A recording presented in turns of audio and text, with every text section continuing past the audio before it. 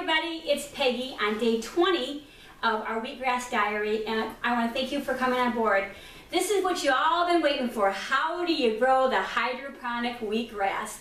And so tonight I'm going to share with you all the steps that Joel and I do to grow our hydroponic wheatgrass. And so we're going to start from the seed, and we're going to finish with, this is about day 10 or day 12 of the wheatgrass. So we start off with a wheat berry. And we take this jar, a mason jar, and we have a screened little cover there. So we put in here two of these, and this is 2/3, 1/3 and 1/3.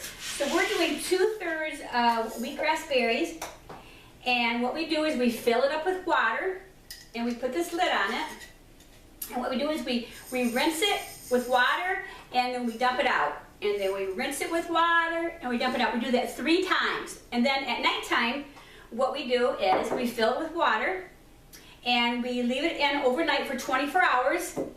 And then the next day, what we do the exact same thing. We rinse it and dump it, rinse it and dump it for 3 times. 3 times with that.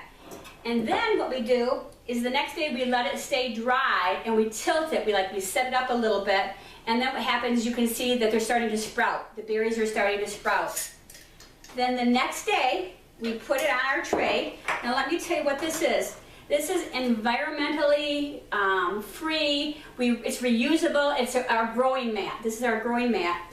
And Joel has designed this wheatgrass tray right here because what we have found when we started, we did the wheatgrass, it got too moist and there was more mold in it and it didn't taste good. So as we've learned how to lift the wheatgrass out of the water and let it drain down, the wheatgrass is much more sweeter. So this is the wheatgrass tray with the growing tray on top of that. So we just take the berries and we spread it all out like this. And this is just a little spatula. And so we evenly put it out on this tray. We smooth it all out. And so you want to get it as even as you can, and so there's not a clump of berries anywhere. You want to smooth it all out like this.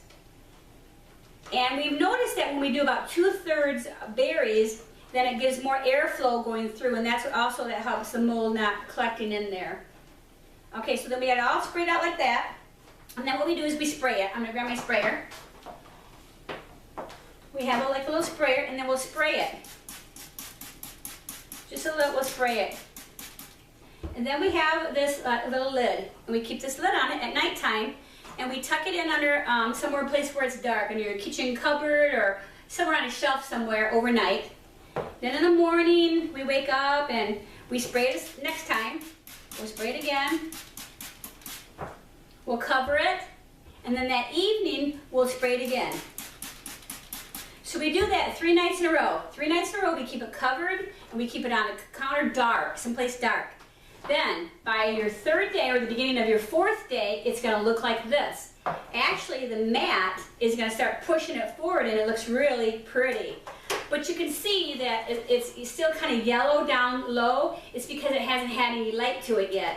So when the 4th day, you take the mat off and just keep spraying it. Every day you spray it day and night, day and night. And then what you do, and then this is actually the 7th day. Look how beautiful that is. That is the 7th day of growing your wheatgrass. And again, you continue to spray it day and night, day and night. And because of the mat being elevated and then the water goes down into the tray, you can just dump the water out. And then all the air is getting through, so the wheatgrass is so much better. And then this is day 10 or day 12. And you can tell when you're ready to take the wheatgrass is it'll start splitting. And when it starts splitting, it's prime time to go ahead and juice it. So here you go, day 20. You've been waiting for how this works. So if you have any questions, go ahead and ask me on Facebook or send me a personal message and I'll share more information with you. And so I'm not going to juice tonight because of course this took up all my space tonight, but I hope you were excited and I hope this was worth the wait listening to this. And so my Bible verse for tonight comes from Jeremiah 33:3. Jeremiah 33:3. It says, and the Lord is saying, this is what the Lord says, ask me, and I will tell you remarkable secrets you don't even know about yet, for things yet to come. So this verse is saying to you, The Lord wants a relationship with you, and He wants to tell you great things. So I bless you. I thank you for coming on board. This is day 20 of Peggy's Wheatgrass Diary, and I'll see you tomorrow. I have a couple guest speakers coming tomorrow, and I think it's going to be a great day again tomorrow. Blessings, and I'll see you tomorrow.